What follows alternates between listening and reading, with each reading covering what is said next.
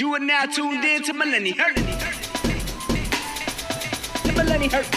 You are now tuned in to Millenni-HER podcast. With Rico Rhythm on the instrumental. Millenni-HER. You are now tuned in to Millenni-HER podcast. Tuned in to Millenni-HER. Tuned in to Millenni-HER podcast.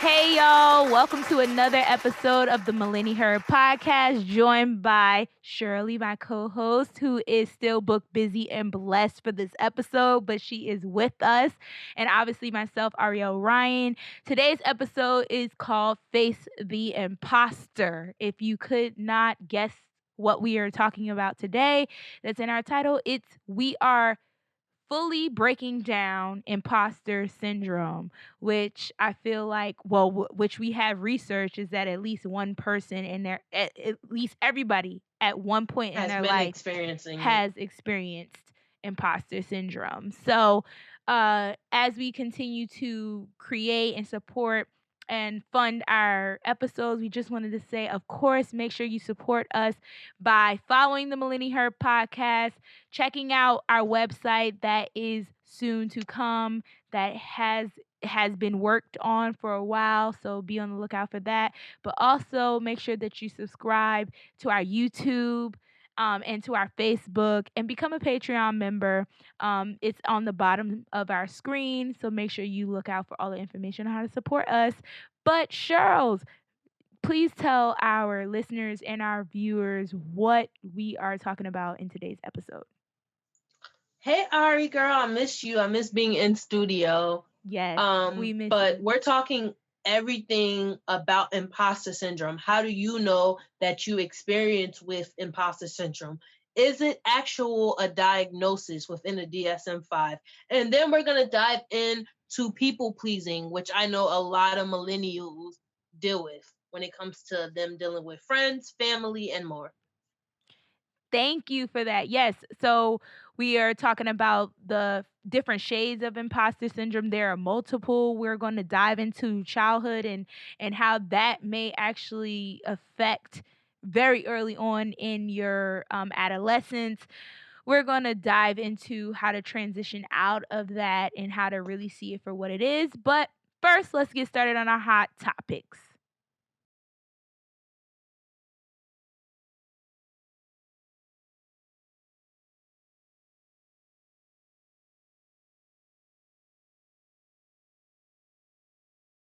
I love that theme song. We just need to keep it. But I want to talk on people that we feel like we said, every person has dealt with at least one occurrence of dealing with imposter syndrome.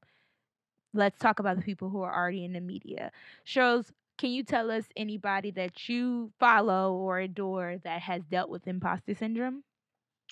I personally can say I am a big fan of Lovey. Lovey is known for having her podcast, which was originally called Rants and Randomness, but they just changed it to Professional Troublemaker. She also has a podcast with Yvonne Orji from Insecure, who plays Molly, called Jesus and Jollof, and she has taken all her life work to focus on imposter syndrome and how to fight it and how to beat it. And she also dropped a book. She's also really known for going viral for her TED Talk, being comfortable with getting uncomfortable, which sheds a light of how to fight fear. I personally, y'all already know, I am a big fan of Amanda Seales. I think Amanda Seales dealt with a lot of imposter syndrome too, because she's been a childhood star from the beginning, and it took her like probably 15 years plus to be where she's at right now. And there's been many, I think, honestly, to keep it a buck, I think all celebrities deal with imposter syndrome. Mm-hmm. They dealt with imposter syndrome and they overcame it in some ways. Wow. What about you? What do you think? For most of the people that I follow, I don't really know, of anybody, I want to say Black, that has dealt with it, but for sure, other than Lupita, I can't pronounce it correctly. I'm gonna try Nurongo. Nwango? Yeah. Nwango, yeah. Yeah, so Lupita, who played in obviously Black Panther, Us, movies like that. She's come out openly saying it. A lot of top actors that I follow, like Tom Hanks, Tina Fey, who was in Mean Girls and SNL, they have dealt with it. So it's more so, let's start breaking down what exactly imposter syndrome or dealing with that means. And Shirlz, I'll let you take it away, because I feel like will really that will really make the people that we're talking about, it'll make the two go really good together. I can say I personally believe that imposter syndrome is the whole fake it until you make it, meaning that you personally feel that you haven't worked that hard to get what you have. Like everything was basically handed to you on a silver platter and you don't know how it got there. And it can be from you downplaying yourself and thinking that you're not qualified to do the certain work that you're doing. um it can also mean that you feel that, you basically are like, you work so hard and hold on. So it could basically mean that you haven't worked that hard, but for some reason you just keep getting success. So it depends on what side of imposter syndrome that we're talking about. I can personally speak on for myself. Like I deal with imposter syndrome all the time, and that's kind of one of the reasons why I'm in therapy and I'm working it out. Is because, like, I don't know if a lot of you know, like I have 3 degrees.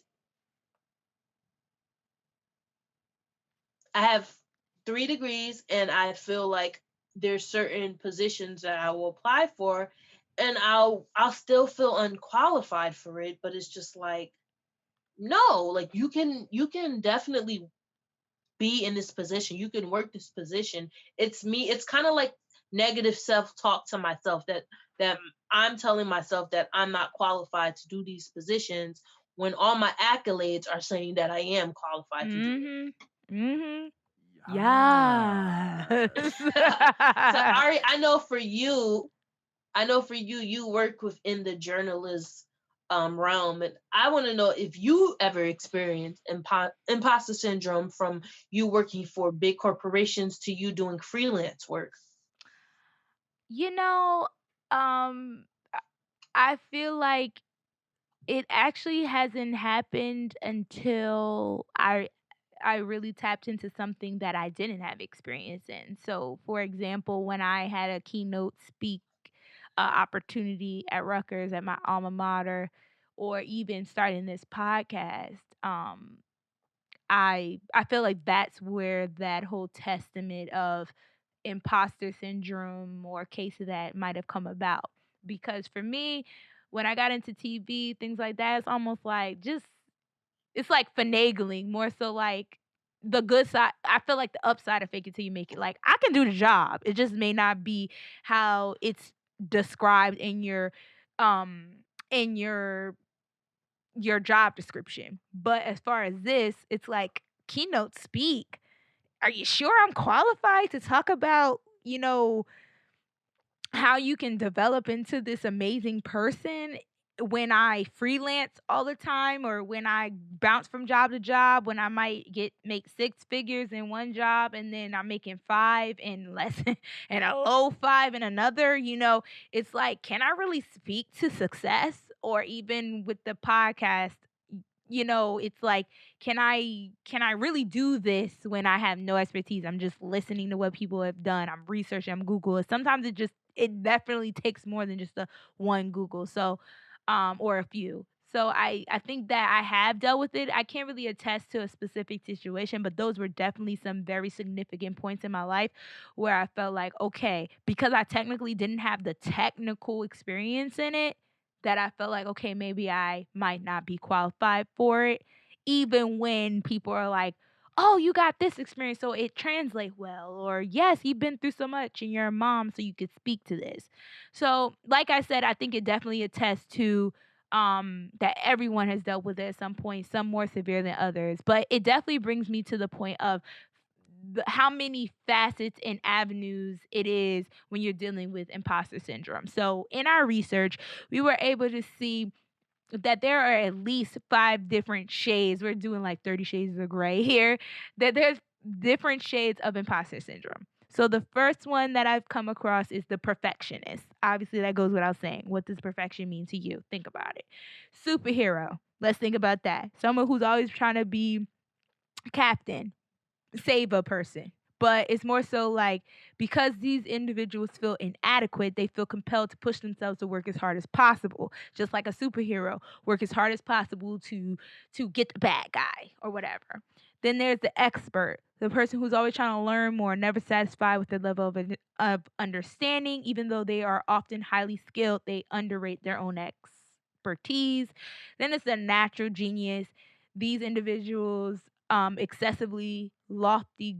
excessively lofty goals for themselves and then feel crushed when they don't succeed on their first try. I know a lot of people like that. Then, last but not least, is the soloist. These people tend to be very individualistic and prefer to work alone. Their self worth always often stems from their productivity, so they often reject other offers of assistance. They tend to see asking for help as a sign of weakness or incompetence. Now, I don't even. I mean, I will ask you, Shirlz, and then we can move forward. What would you say, since you say you've dealt with this openly, what category would you fall into? The soloist, the natural genius, the expert, superhero, or perfectionist? I would think I would be the superhero because I'm always people pleasing and I always feel that I can do all, even though like even though I feel that, I may not be qualified for it, I still always want to help. Mm. So I think I fall into superhero because like I wanna these hold on. They feel compelled to push themselves to work that's hard. Like I feel like okay, it's always like, work hard, get these degrees. Like I told you, I'm on my 3rd degree and I'm just like I'm always going super hard to work hard to get to the next level, but then in the back of my mind, I still feel unqualified for certain positions. Or like even with the way you spoke about, being a part of this podcast, I get a lot of invite to speak on other podcasts, on panels about certain things, and I'm just like, you sure you want me to do it? And they're just like, yeah, because you can attest to social justice and you can attest to this and Yeah. public policy, but it's just like I personally in the back of my mind don't feel that I'm that qualified to speak on it. Well, I definitely commend you. Just wanted to say I applaud you for being open about this because this is not something that's diagnosable. Like we said earlier, it's not DSM-5, which is Yeah, it's not means in the obviously. DSM-5, which basically is the diagnostic book which a lot of okay, so within the DSM-5, it diagnoses every mental disorder. So if you were diagnosed with a mental disorder, your psychiatrist or psychologist would get your diagnosis from the DSM-5. Mm. And because something like this, that 70% of people experience at least one episode in their lives, which comes from the International Journal of Behavioral Science. Because that happens so often, even still, it's not diagnosable. So more so, it's self-diagnosable. We tell ourselves that this is what we deal with.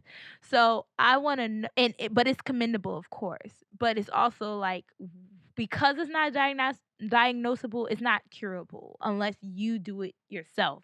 Because it's a mental thing, in my opinion. So I want to know, with that, Shirlz, do you downplay your own expertise in it, even in areas where you are genuinely more skilled than others?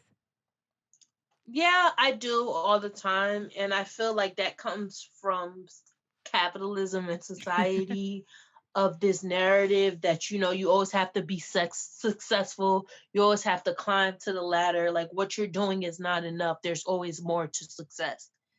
And I feel like society, Ah. especially in the age of social media, has played this role of like, goals. Even when it comes to something basic as in relationships, we're always trying to paint a picture of this false narrative of perfection. Mm, okay. Now, what the question I was going to ask next was, do we attribute our success to luck or outside factors? Hmm. What would you say? I'll go first, but I really want you to ponder on that thought. Um, Okay. for those listeners and those watchers who um are dealing with this or feel like they have struggled with this before, imposter syndrome, and we'll talk more about, how you can overcome that, how you can see the signs, etc., coming up.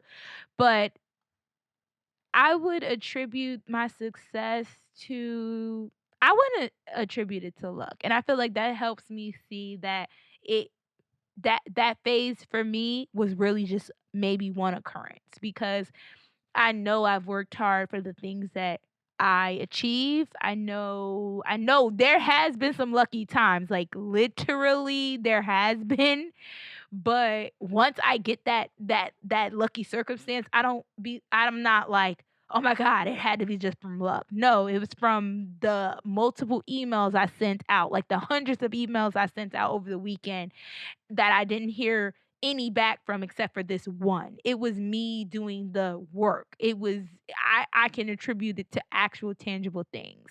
So I wouldn't attribute the success I had thus far to that. What would you say, Shirlz?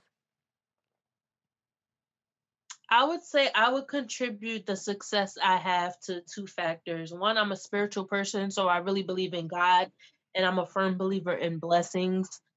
I also feel like my culture plays a major part of my success because of the ideals of values that was installed in me, which is pride, which is success. So that contributes to me, never giving up. If I know, like, since I was younger, I'm Haitian, and we're known, like, our it's literally on our flag. Unity means strength. Like, I since I was a kid, I knew, like, this is what you have to do to be successful, and no matter what comes your way, you'll be able to persevere. I also feel that in some situations it can be luck, and I understand why it can be luck. For example, if you maybe I can't speak to this because I'm not a celebrity kid, but like kids that are like whose parents are successful. For example, if your mom and dad is Jay-Z and Beyonce, That's I more than mean, luck. like, come on now. That's more Granted, than you luck. might not want to go, you might not have the talent to be a singer or a entrepreneur, but the fact that these people have laid the foundation for you, you're gonna find an avenue to be successful. And then you're gonna succeed off of the strength of who your parents are. Mm, okay. Now kind of doubling down on stripping away luck, stripping away outside factors, back to the real nitty gritty of it all, which is I basically that you don't feel like nothing you do is enough. That's how I boil it down when it comes to imposter syndrome. Because if you thought you were enough, you wouldn't think that it's because of this that you aren't where you need to be, or that you can't amount up to the job that people are thinking you can do. But I want for those people who are dealing with that, I want to talk about how it might actually have been bred in them from when they were younger. Um and so how I factor that in is like how not to pass it on to your children or your siblings. Me being a mom, I gotta think about my future, gotta think about my legacies. So I want to kind of bring it back to that it could have been reversible. Like what the 70% means, 30% of people are not dealing with imposter syndrome, or will not deal with it in their lives. So I'm trying to make that number a little bit more on the ladder, like make it more uh enhance it. So with that, I think when I did my research, it came to a lot of being for kids, the tone and method to project criticism of work. There were a few areas, and that's one of them. So, for example, when you're growing up, and Cheryl's chime in, I mean, you have a lot of family members that are younger, and you're very knowledgeable. I'm sure you come into occurrence with helping, them with their homework or classwork. So definitely join in on this feedback. But for the most part, it's saying if you are even given something as simple as general praise without specificity, um, that when parents say superlative things about their child but do not focus on the specifics, they create impossible standards. You For example, if you're saying you're the smartest kid in the world, you're the best kid in your school at math, you are the most talented artist ever, parents who praise this way send the message that they expect the world of a child, and their kids feel the pressure. Now, I would agree to a certain extent about those things because I'm very specific when I'm talking to the girls, like my daughters. They're 4. I don't tell them, like, I don't, even something as simple as brushing their teeth. I'm not saying, oh, just good girl, you're doing amazing, you're the best teeth brusher in the world. I'm saying I'm saying, like, I like how you do the swivel across method, or like something that they can understand, but basically like how I need them to brush their teeth. Not like how they would have probably normally, which was probably bite on it and just damage the bristles, and then they're not even brushing their teeth. This is something simple, but I think it definitely speaks to the narrative that if you tell them something like, "Oh, you're just the best kid in the world, you're the most prettiest girl in the world," and then when they see somebody who they may view as more pretty or etc., then they're looking like, "Wait, did my mom just tell me this because I now feel ugly?" What would you think in with that what I just said, Charles? I can speak for me being like a cultural aspect from growing up in a Haitian background. I think like after you spoke about where imposter syndrome can stem from, I agree. I feel like I remember like growing up, my parents would always compare us from like, even if it ain't my older siblings, it's like people in the community of Haitian background. It's just like, oh, you see so and so's kids, they're doing this. What are you doing? So it's always a comparison, and you always feel like you got to work extremely harder, especially for, I can speak because I'm the youngest, being the youngest kids and just seeing what your older siblings went through. And you're just like, whether they were extra successful or not, you like, if they were successful, you feel like you got to work 3 times as hard to be as successful as them. And even if they weren't successful, you feel like you basically are the face of your family, so you Mhm. have to prove a point. Yeah. I think it So just I yeah, okay, Go go ahead. ahead. What I was going to say is that I think to your point that I feel like the parent's role isn't to say that, or it shouldn't be, because at the end of the day, that I feel like would be a given. If you know you're in a multiple family household, you would already think that, okay, if my sister and brother are doing successfully, that you would want to be successful as well. It's just like you said, that extra added pressure of like, oh, look at Jerome. He's doing amazing. He's a doctor, and you're going to school for whatever. It's like, okay, that's a given. I already know that he's great. He's successful. It's almost like trust that I'm taking the influence, that I can naturally do it on my own. And because again, back to this whole adolescence and how it kind of teaches us and how it molds us is as youth, that extra added pressure is why it is really the fertilizer to why we may have these episodes as often as we do. This week's Black owned business of the week is Professional Troublemaker, the Fair Fighter Manual by Lovey Ajayi. Lovey Ajayi is a well-known podcast host, guest speaker, and she is a panelist. So if you want to learn how to fight imposter syndrome, make sure you support and you get her book.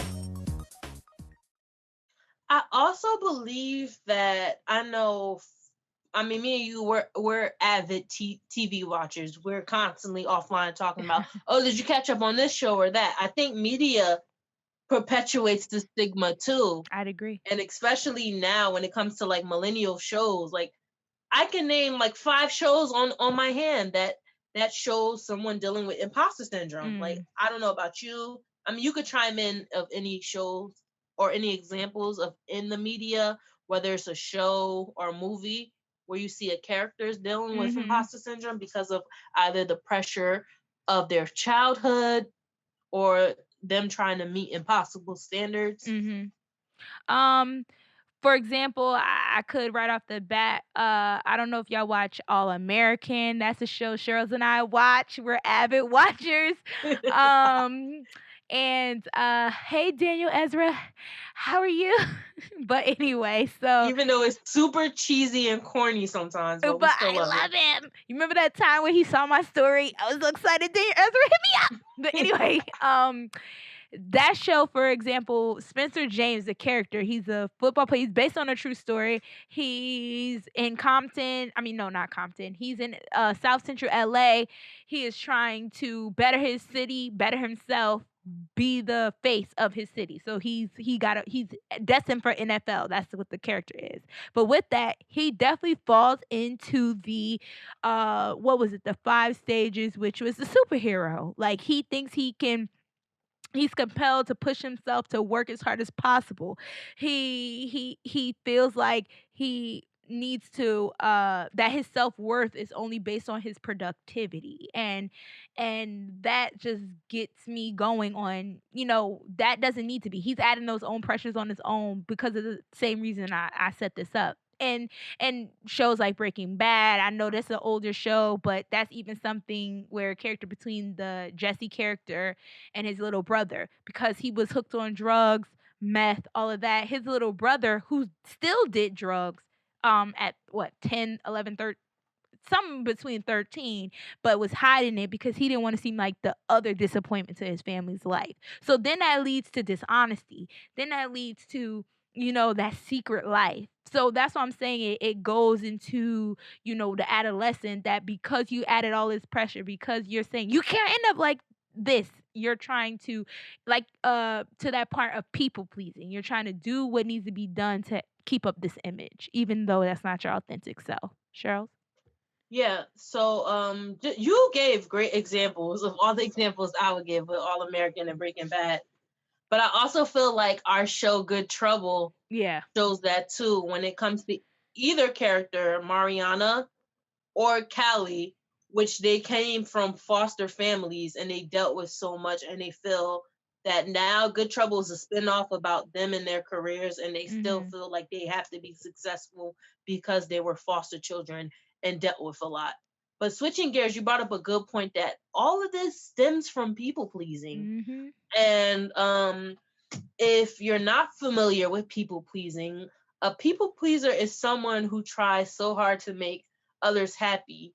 They will often go out their way to please someone else, even if that means taking their own valuable time or resources away. And I have listed here signs of a people pleaser, and we actually took a quiz to see whether if we're people pleasers or not. And you will be shocked with the results. So Vinsky, cue the music. Yes, Vinsky, cue the music. Okay.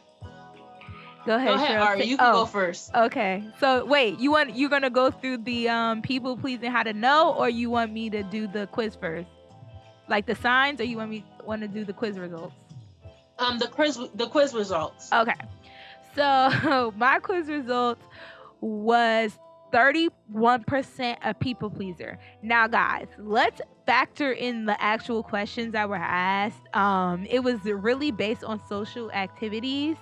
to base, I guess, how you would interact with loved ones. So some of the questions would be, if someone were to ask you to help them with something at work, but you don't have time, what would you do? Would you help them out? Would you tell them that you're busy? Would you drop everything and help them out all day? Things like that. So I got 31% people pleaser. I will elaborate on that after Shirlz. Go ahead, Shirlz. I am a well-known. I'm a recovering people pleaser. I've been told this from all my friends. This is something that I actually made something that for my 2021 goals, that is actually my number one goal, is to stop people pleasing. So this quiz actually shocked me because it said I'm 44% of a people pleaser. It says you can be a people pleaser, especially when it comes to your friends. However, you rarely feel any obligation to please people you don't already know. You'll think twice about turning a friend down, but you'll never stay talking to someone you don't know and think it's kind of boring at a party. You're a pretty balanced person.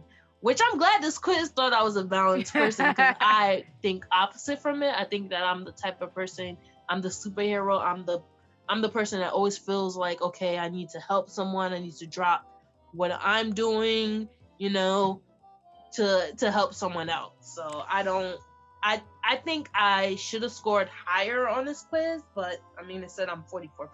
Now you're making me want to read mine. I didn't even read mine, but basically mine said I don't go along with plans I'm not interested in, but I am polite and my friends consider me a kind person, but I don't really care for small talk or pleasing people that I don't know.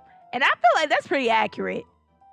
That part's accurate, the detail part of it. The percentage, I guess, based on the description, I gotta believe that too. So I guess I'm gonna go with the 31%. I'm a people pleaser basically when I want to be. Based off of BuzzFeed. But this is BuzzFeed quiz, guys. Definitely, if you have some spare time, figure it out. I think it's a great quiz that Shirlz had found, because even if you don't think, it's just a way to assess. Just like how there's a lot of people that I follow when you go to figure out if you're overweight, your physicality, how healthy are you? I feel like that should flow as part of it. Like, how much are you giving to other people rather than giving to yourself? And I feel like, I agree. yeah, and even with this quiz, I mean, yes, it's a people pleaser quiz, but this will help you see how much do you give other people and what do you invest in yourself. So definitely, if you have some free time, take it. But go ahead. Yeah, and it's available on BuzzFeed. BuzzFeed has the greatest quizzes. They do for anything. But since we're talking about people pleasing, I just wanted to personally focus on the downfalls of being a people pleaser. Okay. So what does that actually look like? It looks like lack of identity, which is the number one thing. All this information we found was from Psychology Today. Okay. So it's facts. So lack of identity, meaning people pleasers are never pleased with themselves because they never get to be themselves. Mm-hmm. And that usually can attest to the fact that they're so worried about other people that they, forget about themselves and they lose themselves. Mm-hmm. And this can cause buried resentment. The more people pleaser tries to please, the less time they have to pursue their own so buried resentment, which means the more a people pleaser tries to please, the less times they have to pursue their own things that they want to pursue, which can also lead to them feeling bitter. People pleasing causes mental fatigue. Mm-hmm. I can speak for myself. I'm a people pleaser. You're a people pleaser. What's too. Mental fatigue? It gets draining. Okay. After a while, it gets very draining.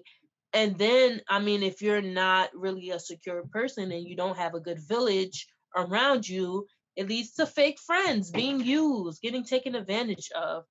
Another downfall is time management. Like I said before, not making time for yourself because you're too busy worrying about and helping other people. And of course, I think this is out of everything I found, this was the biggest one when it comes to dating and finding love. people pleasers usually settle for the bare minimum. Got you, got you. Okay. Thank you for giving those gems on how to figure out if or when you're being too much of a people pleaser and not being a person for yourself. But why don't we give you also the tips to stop that? Because it's not that, again, it's like kind of Shirl's results that she has a perfect balance. And that's what we want our listeners and our watchers to get, is that it's not that, oh, okay, you can't do things for other people, but it's to the point where you start, again, it's this rabbit hole we've been through this whole episode of okay, you're being so much about what people think of you that you don't even know if you're really equipped to do it yourself. And then it's like you want to help people, you want to be about others, but are you feeding into yourself? Are you doing what you need to do to be the best individual that you can, so that you can get out of that mindset that you can't rise to the occasion like a phoenix? So with that, the tips to stop people pleasing. Definitely, we are, if you haven't noticed already, pro therapy. So definitely reach out. We've already given those resources in past episodes, mental health episode with Miss Carolyn Cottle. I mean, we kind of dropped those gems throughout season, so we can definitely Or tell you those even or episodes. even Denise Duran from Podcasters in New Jersey is another great mental health resource. Or just like finding a therapist when it comes to therapy for Black girls, Psychology Today, like where we got most of this information from, is another great tool for you. Yes. And definitely it sounds so simple, but it's very hard to do in real time. Is just to literally say no. I feel like the pandemic has helped that along a lot, where you literally are like, no, if it's more than 6 people at your spot, I ain't coming. Or, whatever the case may be, you're saying no. And it's becoming more of a freedom and a liberty to do that. So definitely continue to keep that energy if the pandemic becomes more of a naturalized, I guess, or something that people are more comfortable with. I Oh, think go ahead. I think that this is probably the most important takeaway that we can say. It's something that I'm working on, and I know Ari you're working on, is implementing boundaries, and also continuing your boundary. Like once you implementing them, checking yourself when you cross those boundaries or people Hmm. cross those boundaries, and redirecting yourself to saying like, no, I put this boundary in place and I need to follow through with it. Yep. With that, still with your boundaries is also making sure that you set enough time for your self-care, sticking to your schedule or your plan. Like, for example, right now I have a weekly goal on how many chapters I'm gonna read, and 1, 2, 3 books, a financial book, a book just for leisure, and something for affirmations, kind of like what we're wearing today, just to enforce positivity. So for example, I got In God I Flex. Definitely want to shout out a Black owned business, and Shirl's. I got on a shirt that say confidence, and the real definition of confidence. I actually got it from when you were a keynote speaker at your event, and she was selling these shirts, and I thought it had such a dope message, so I supported. So it's more so like making sure you do self-care. It could be something as simple as that. And then this is last but not least, expressing your opinions and feelings to friends and family, even if you have different perspectives. That is part of sticking up for yourself, saying no. That is it is a big part, because it's I care about my thoughts. I care about your thoughts too, but I can't put your thoughts ahead of mine.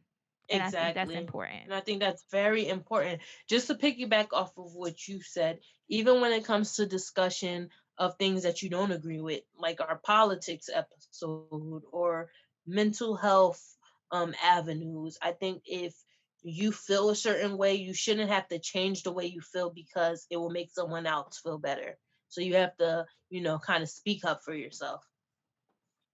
So, to conclude this episode, I think we unpacked a lot, from Mhm. understanding what exactly imposter syndrome is, if you suffer or deal with imposter syndrome, how to, learn to not deal with it, to minimize your imposter syndrome.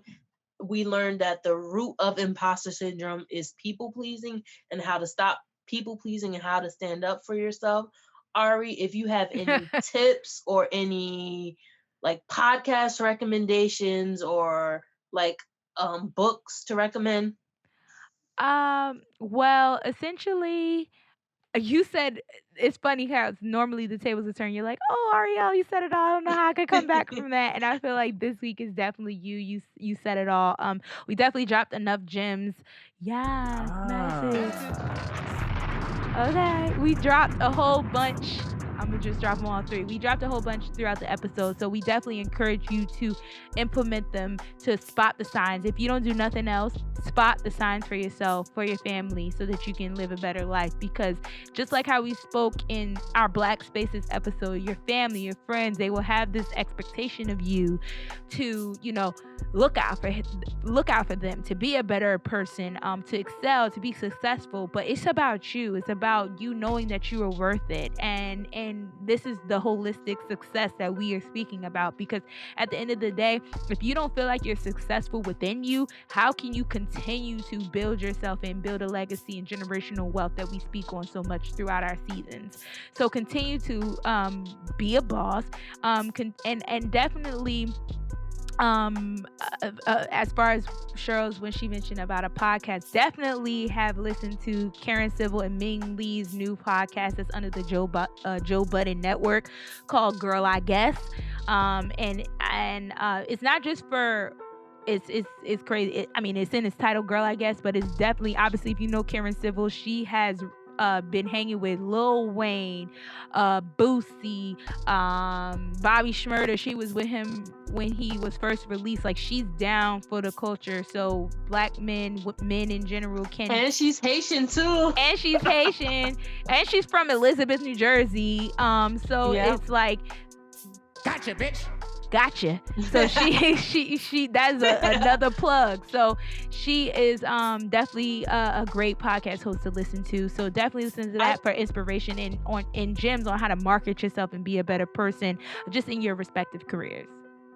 I think for me, I'm gonna recommend my favorite podcast outside the Millenni-HER podcast of all times. It's called The Baggage Reclaim Sessions with Natalie Liu. My therapist actually put me on, and she describes herself as a recovering people pleaser. So she has many episodes on how to overcome imposter syndrome, how to overcome people pleasing, and also, of course, my girl, even though sometimes she's my girl, Lovey Ajayi. Yeah, you shouted her out in Black Business of the Week, and so definitely she was our Black Business of the Week. She has a podcast that was originally called Rants and Randomness, but you can find it on any platform called Professional Troublemaker, and she talks everything from people pleasing to how to be a boss to tips on how to make it and be an entrepreneur and everything. So definitely check out those platforms. Once you do, make sure you come back to the Millenni-HER podcast and share with us how you felt about it. We thank you so much for joining us for yet another episode. We have so many more in store for you. We're going to talk about parenting. We're going to talk about multiple streams of income. So please make sure you subscribe to our YouTube, subscribe and join our Patreon. Follow us on all of our social media platforms, and we'll see you next week, or we'll see you next time. You'll be so lucky. Check out our updates.